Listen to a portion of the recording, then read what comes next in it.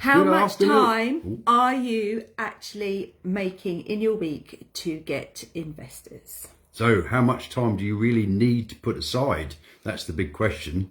We believe if you're in full-time employment, you need to put at least or allocate 5 to 7 hours a week. That sounds a lot, but I'm sure you'll be able to carve it out. Absolutely. Get rid of your Netflix. So it is Friday. It's 1 p.m. We're live in Nab An Investor. It's an end of another busy week. Chaotic. We want to know about how your week's been. So let us know if you're watching this on replay, #replay. Let us know how has it been? Have you had new conversations with people? Have you raised any money? Congratulations if you have. Let us know, yeah. Yeah, absolutely. You know, what have your successes been? We want to know the wins, the wobbles. We want to know everything about you. How has this week been for you? We have had a very busy week. We've been talking to lots of people. And guess what? Same thing comes up time and time again. How do I find investors? Where do I find these people? How do I raise money? Where is the money? Where is the money? We know that you need help with finding money. So this is why we do these calls every single week.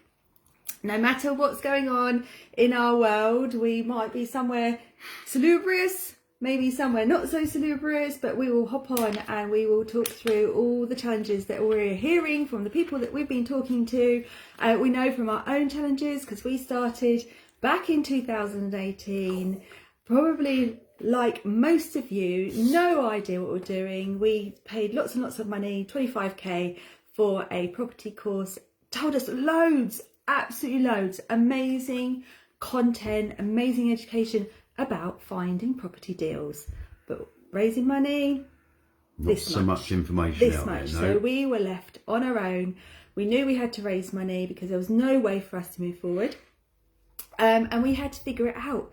And over the last 8 years now, we can really understand what it takes to raise money, putting all the little pieces of the jigsaw together and how it happens. And that is why we're here talking to you. Yes, so we've created a process that we implement now, and we feel that it's huge value, and we're going to share it with you.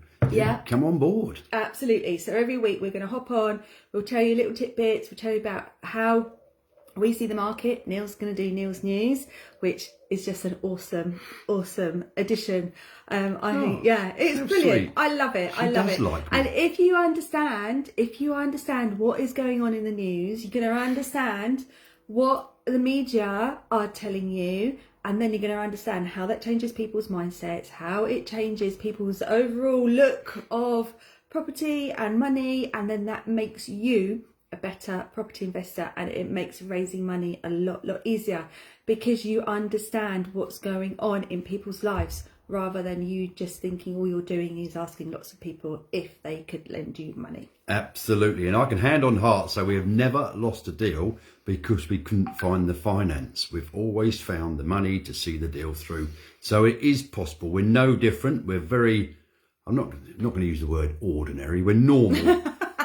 Well, some people might question the word normal actually when I'm concerned, but we are very just everyday people. Yes. And implementing a system that we've developed over the years to raise the private funding to fund all of our deals, and it's great. We love the challenge, we love the chase, and we love winning. So yeah, absolutely. Yeah, come along on the journey. Oh, Sharon's on board. Hello, Sharon. Lovely to see you. Thanks for joining. Yeah, thank you so much for coming on board. So yeah, so we understand what you guys are going through. We understand how awkward it feels. We understand how difficult it feels. But once you put certain things into motion and you understand how you're actually sort of advertising your wares, that you've got something to offer and creating win-win situations, it makes the whole process a lot easier. Yeah, absolutely. And the first step really is creating that intrigue for people wanting to know more about what you do. And then the conversations evolve there. You create the like, know and trust model, and bingo, you're in. Yeah. So I think my topic I've decided for today is going to be about networking. Hasn't shared it with me yet, but I'll join in. No, always a surprise. You always, never know. Yeah. Networking. We're going to talk about networking and using your time at networking events effectively, because we have lots of conversations with lots of people. They go off networking and they have no agenda, they have no plan, and they come back with lots of other information, but not really what they went to networking for. And that was us not too long ago. We would see networking really as part of our social life. We go and meet lots of interesting people, have a chat, possibly a bite to eat, a buffet, maybe a drink. But we'd come away and we've achieved nothing apart from have some good conversations. So we now go with an objective in mind, where we're really going to go with one message and see what we can find out. Yeah, that is absolutely true. So I'm going to hand over to you for Neil's news now. What is going on Neil's in the market? news, well, obviously... Because I've noticed, I've just checked my shares this morning, they're taking a little bit of a dip. So what is causing that? Well, obviously our mate Mr. Trump keeps making some rash comments and then retracting them. So the market's all over the place, really. People don't know where they stand. Obviously... The falling apart of the ceasefire has affected prices of everything. Some are going up, like the price of oil, and the shares are dropping. But this can change as quick as the other way, as quick as it changed this way. It all depends what he says, when he says it, and what the reaction is, really. But let's get on to property, shall we? We don't want to look at America, do we, and all that. It's all about the UK, isn't it?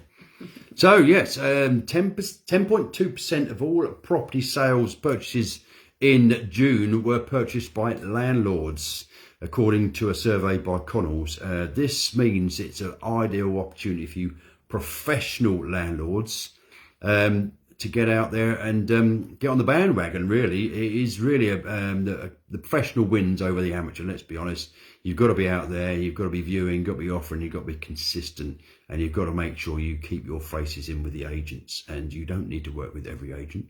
If you don't sort of connect with them, don't worry about it. We've bought most of our portfolio probably through 3 agents that we work really closely with. So you don't need them all.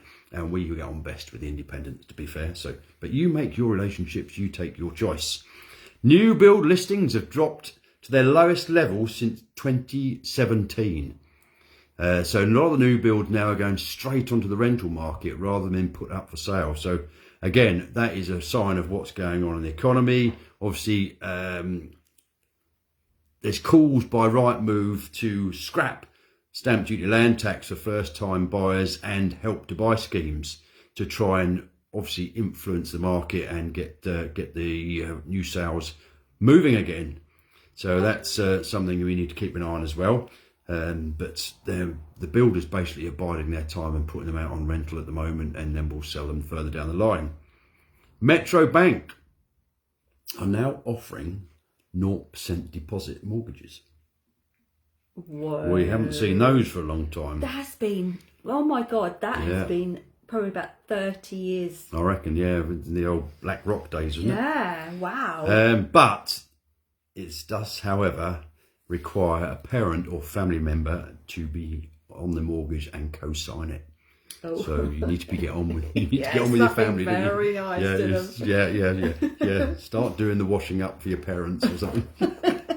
Cut the lawn. Bit of housework. Yeah. All you need to do to get on the housing market, right? Get on the property ladder. So the Bank of England have intimated that they are more than likely going to put the interest rates up, the base rate up, before the end of 2026. This really is to try and stem inflation, which currently sits at 2.8%, and they are gunning to get it down to 2%. So they think they can obviously get it moving in the right direction by increasing the Bank of England base rate. Obviously, this will have an impact on mortgages, which isn't great news for us, but we have peaks and troughs in everything in property, and we just navigate them. And those of you on the line or watch this on catch up, you know, if you're in the property world as a professional, there's always a way to get around things and create deals and be more creative about your strategies. So not a huge disaster for us, but obviously it will potentially affect some cash flow, won't it, on our cookie cutter buy-to-lets, B treble R's, whatever era you're in. It's either buy-to-let or B treble R's. What is all this R's about? And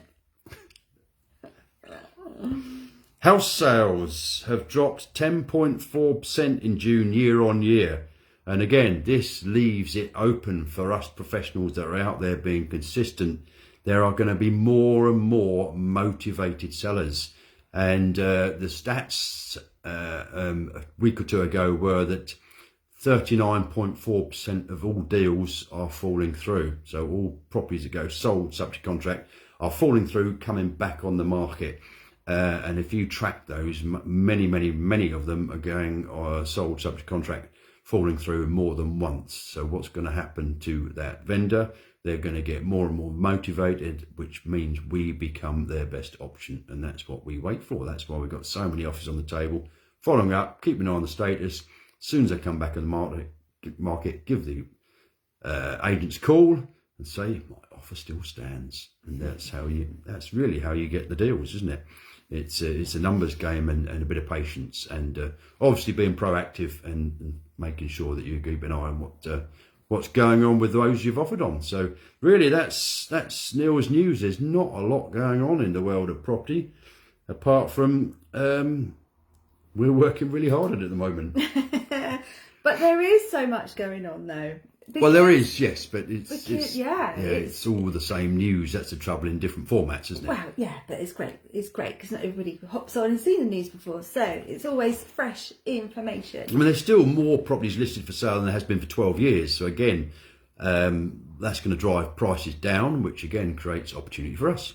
Yeah, and it is, and this is the whole thing. It's about creating your own opportunities. Nothing is going to just suddenly land at your feet. No, you're not going to get gifted them. No, you're not going to get gifted money. You're not going to get gifted great deals. You have to go and create them. So this means talking to lots of people. Remember, it's a numbers game.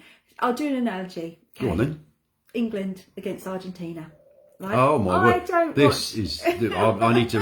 Is this recorded? I need to listen to this and play it back. I'm not interested in football, but obviously, it was an occasion. Apparently, England, Argentina, and I also had England in my sweepstake, and so I was told, as I had them in my sweepstake, that I needed to watch it. So I did. And what did I see? I saw England. This might be really controversial, me talking about football. Really but is, yeah. They were guarding, they were protecting, they weren't moving forward, and Argentina were attempting a goal, time and time again. This is what I saw. I don't follow football, but I could see this, and this is exactly the same with property. You have got to, it's a numbers game. The more times you go out and talk to people, the more times you go networking, the more times, it's that one more. Speak to people, try and, speak to many people as you possibly can. Speak to new people, follow up on conversations. And it's about numbers. It's a numbers game. The more advantage you give yourself, then the more opportunity you will bring. Yeah. Is that right? I think the analogy is the more attempts you have, the law of averages says you're going to get a goal. Yeah, so exactly the more offers you put in, the law of averages says you're going to get a deal. Yeah, more offers you put in, more properties you do, more offers you put in, you're going to get a deal. The more people you talk to. Definitely a first, this is. Me talking about football. Yeah. But it's the same. It's numbers. If you think that you're going to go to one networking event and speak to that ideal person, that ideal candidate, and get, raise, I don't know, £100,000, which is probably like the average these days. Yeah, I would say so. By the time you've got deposit and refurb costs, you need to be out there. And what I'm seeing is that people, to be fair, right, networking, you think it is just about going somewhere talking to people, but it's a process. You have to prepare, you have to plan, and then you have to implement. But you have to get in the right mindset as well. I mean, we often really probably look quite peculiar in the car, just sort of doing a sort of elevator pitch, just doing a bit of intro or putting your best music on to get you in the mood, to a really good mindset and motivated, and wear stuff that makes you feel good, because it does make a huge difference. If you go into somewhere feeling $1 million, you're going to perform a lot better. Yes, 100%. So, Tamsin, good afternoon. before you go networking, yeah, great Tamsin, nice to have you with us. Before you go networking, figure out, actually have a think about who is going to be in the room. So if you're going to a property networking event, you're more likely going to have lots of people similar to you in that event, but there might be more experienced people in the room. There might be people who love property and they may have just sold something, they may have come into some money and they're looking to actually, place that money, somewhere, to deploy that money. That's a good word. But you have to figure this out. So think about the people that are going to be in the room and think about who you want to meet in that room. So that's, planning number one. Planning, as Neil said, what you're going to wear, because you want to stand out. Usually when you go into events, people are all dressed in blue, black. Especially business events. You actually look, when you go into any networking event, people don't want to stand out. We I don't know what shrinking it is about. violets, we seem to want things, but we won't put ourselves out there to get it. So people will wear very dull colours, they want to be very unassuming. People would prefer to I suppose it stems from childhood, where people tell you not to be noisy, they tell you to not make a show of yourself. I'm afraid now, peeps, this is the time when you need to be make a show of yourself. You need to be doing completely the opposite, because you want to be noticed. You want people to gravitate towards you. You want to be the one in the room that stands out, either because you're doing amazing stuff, which I know you guys are. You're doing amazing things, or you're the one that talks the talk, walks the walk, and this is what's going to make you stand out in a crowd. So that's the second thing. Think about how you're dressed. Be attractive. Put on clothes that make you feel $1 million. Neil just covered that. Because if you walk in there, you walk in there in a different way. If you're walking in there like in joggers and a pair of trainers, that's how you're going to feel. You're going to feel really relaxed, really like slouchy, not much energy. But if you're going there and you're wearing something bright, you feel amazing, you're going to have a different experience when it comes to a networking event. And it's not just about turning up once. You have to be consistent. You need to grow those relationships, and you need to get to the point where people recognise you when you walk in and they know what you do. And once you've done that, you've cracked it, really, because people again will gravitate. Great to see you again, come and have a chat and all that sort of stuff. Yeah. And it makes walking in, breaking the ice that much easier, because it's daunting no matter what. It's horrible. Yeah, we're not. I mean, we do a lot of networking, but it's not our favourite pastime, but it's a necessary part of what we do, and we get some great results, which is why ultimately we created our own networking event. We've got a fantastic community full of knowledgeable people that are driven, wanting to get things done. So yeah, if you're in the Colchester area, come and see us. But it is really, it makes our life as networkers that much easier, because if you're hosting it, people gravitate towards you. Yes. You haven't got to start the conversation. So it is a really great way of being, attractive to conversations and people gravitating towards you. So love it. Absolutely. So third thing, so we've covered off plan who you're going to speak to. We've covered off what you're going to wear. Neil spoke a little bit about getting yourself, we call it getting into state. So instead of feeling really, really nervous, Neil mentioned about putting music on in the car. Uplifting, I'm sure that everybody has got a track that you put on and you're going to sing to it at the top of your voice. I know that we've got them. Do things like that, things that get you in that excited state, that motivate you. Bit of Faithless. Oh, I love a bit of, oh God, no, this just got in my head. Pink, or Aretha Franklin, or Natasha Bedingfield, that's another one. Yeah, stuff. I'm only here to finish her sentences off, really. Stuff that makes you feel great, makes you feel happy, makes you feel buoyant. And then you will carry that on into your networking event. Absolutely. So, surround yourself with things that heighten you, that make you feel great. And then challenge yourself to speak to a number of people. So you might want to speak to 10 people. Make sure you have that goal. Speak to 10 people. One of our members in Nab An Investor, she, oh my God, prolific networker. She does such an amazing job at networking. But because she networks so much, her her plan is that every room that she goes in, she wants to have 2 new follow-up conversations from that networking event. So there'll be people that she knows, there'll be people that she doesn't know. So she makes sure that she has conversations with people that she doesn't know, and her aim is to have 2 conversations booked in the diary for during the next week from the people that she's met at the networking. So and then she's raised £205,000 by doing it, which is utterly amazing. And so it works. This stuff works. If you're really short on time, you don't have to go out and meet them for coffee, etc. You can do a follow-up Zoom, have a 20-minute Zoom, and if it's going well, you can extend that Zoom. If it's not going so well, you can just sort of say, unfortunately, I've got another one straight after this. I'm going to have to cut you off here if it's if they're not very interested. A bit boring. Really? Yeah, there are some people you speak to who are a bit boring. But yeah, so you're giving yourself the advantage because you're putting things in place. And actually, my point really was time is precious. Yeah, it really is. You can spend half an hour driving to a venue. You can have a coffee that you can't really get out of once you're there. How do I exit this? It's not going the route I wanted it to go. I've got to get out of this now, and then half an hour home. So you can waste 2 or 3 hours of your day potentially on Zoom. Arrange 20 minutes. If it's going really well, just keep it going and going. Yeah, or book for an in-person. Yeah. So there's lots of ways of doing this, but the whole message is to have a plan of attack when you're going to networking events. And if you're looking for money or looking for deals, which you should be, that's all 2 things we need to fully focus on.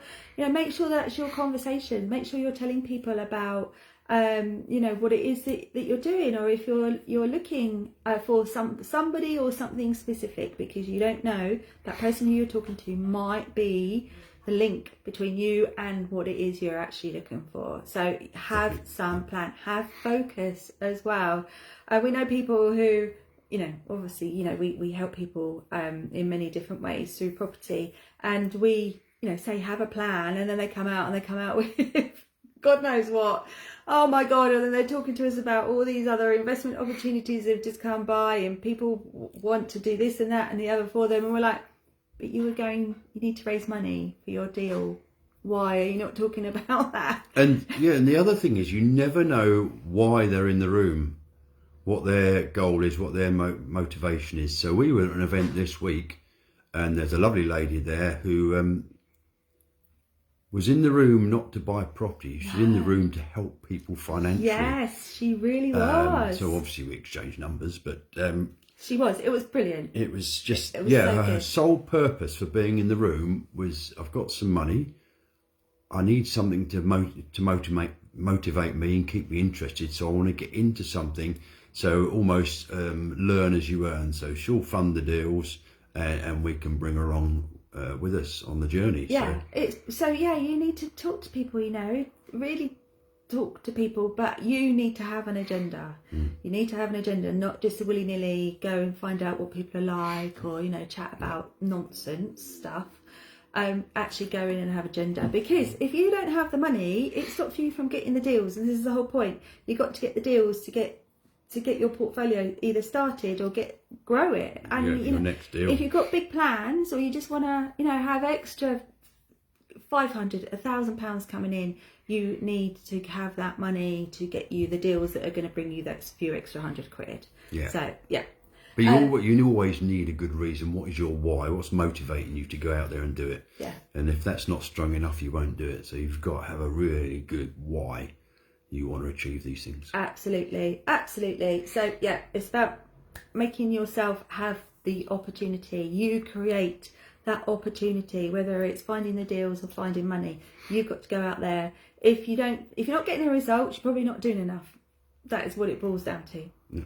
If you're not getting, the offers accepted, you need to be putting more on the table. If it's an old cliche, but go for no. If I ever, my first offer accepted, I'm absolutely devastated, because I'm always thinking, could I have bought that cheaper? So yeah, it's go for no. The first no is just a no for now. It's not a no forever. Absolutely. So we've just got a couple of minutes. Book recommendation there, actually. Read Go for No and the sequels. It's good. It changed my mindset completely. Yep. And I'm reading one called Just one more at the moment as well. And I can't remember the name of the author, Ed somebody. Just I'm one sure more. it'll come up. Just one more. Okay. Yeah, just one more. So questions that we've had into the Facebook group this week. This is a very interesting question, actually. So in our private Facebook group, into Nab An Investor Club, I put in there a little motivational bits, questions, maybe things that will help people. And one of them is always about objections, because this is what stops people in their tracks. And we actually, through having conversations this week, we have had people come to us where they've had conversations, which is amazing. But the person they've been speaking to has come back like with a different offer or a suggestion that things on their proposal should be different to attract money. I'll just give an example. So an example of there was an offer out on the table of 6% on return for deposit and refurb fees, and the person who they were talking to came back and said, "Oh, no investor is gonna accept 6%. That needs to be 10%." Okay, so that's just generalised, but this is knocks the stuffing out of people. Absolutely, knocks confidence, because then all of a sudden this person has suddenly thought, "Oh my God, I'm not going to get any investment money because I need to offer 10%. My answer to this is, you do not need to offer more. That person is not interested in that deal. That's absolutely fine. So this deal is not right for that person that you've just been talking to. So you just very, very politely say, well, this deal is obviously not for you. But anything comes up that I can offer 10%, I will let you know. Let's stay in touch, yep. Yeah, absolutely. But please don't let those sorts of conversations knock you back, because that person wasn't the right sort of person to be talking to. There are going to be people out there, and this is why you need to have multiple conversations. There are people out there who will want 6% because they're currently getting 2.5% in their bank. And a lot of the time, the person is not interested in the money, they're actually interested in you, and they want to help you. And so you come first, the interest rate or the return actually comes second or third or fourth, really, down their list of requirements. So don't let those sorts of conversations where you're getting the objection of you're not offering enough stop you. Or it might be, I had another one today, which was, I'm offering 24 months. What if they only want to do 6 months? Like, well, you're just not talking to the right person. Just politely, finish. There's a lot of money out there. Yeah, there is. There's billions and billions of pounds, and people they might not have billions, which would be great, but they're going to have thousands of pounds sitting in bank accounts doing nothing. They don't need it. It is just literally sitting there. It's eroding. And you could really help them with offering that little bit more, and you can help yourself as well at the same time. Yeah, absolutely. But I think it's also down to a mindset switch, because when you start out, you think, we need them. They're helping us, but it's a two-way street. We're increasing their return on their money than what they're currently getting. So you can never sound desperate for money. It is a win-win situation we're creating. So it is definitely a mindset switch that you can't look or appear desperate for their money. You've got to almost go into the conversation that, look, I've got this great offer for you, this opportunity for you to grow your money. Yeah, absolutely. All right, that's it. 30 minutes. Is it? Can you believe it? Flies by, doesn't it? I know, it really does. It really does. 30 minutes of dribble. Amazing to have you watching. If you're on replay, you actually see it right through to the end to hear this message, then let us know if you watched this on replay. We have a fabulous weekend. We'll be with you again next week. Next week. Is it sprint week next week as well? Yes, there's messages about sprint week starts next week. If you want to get involved, let us know. Have a fab weekend. Make sure you take notes of what we've said. Action on them. These are all actionable steps that you can do immediately. Absolutely. So so happy hunting, happy deal hunting, happy. Thanks for watching. Happy investor hunting. We'll see you next week. See you all soon.